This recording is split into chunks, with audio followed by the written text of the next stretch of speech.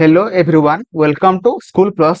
Question ଅଛି whole root over of 29 square minus 13 square. ବୁଝିପାଇଲେ? ତ ଦେଖନ୍ତୁ ଏଇ କ୍ୱେଶ୍ଚିନ୍ ଟା ଆମେ ମାନେ କେମିତି କରିବା?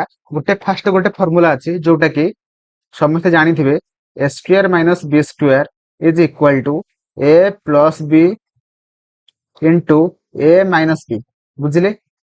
ତ ଏଇ ଫର୍ମୁଲା ଟା ଏଠି ପୁଟ୍ କରିବା ଯୋଉଟା କି a ଜାଗାରେ ଏଠି ଅଛି 29 and b ଜାଗାରେ ଅଛି 13 ବୁଝିପାଇଲେ ତ ସେଥିପାଇଁ ଆମେ ମାନେ ଲେଖିପାରିବା 29 plus 13 into 29 minus 13 ବୁଝିପାଇଲେ ର whole root over then 29 plus 13 ଯୋଉଟା କି 42 into 29 minus 13 ଯୋଉଟା କି 16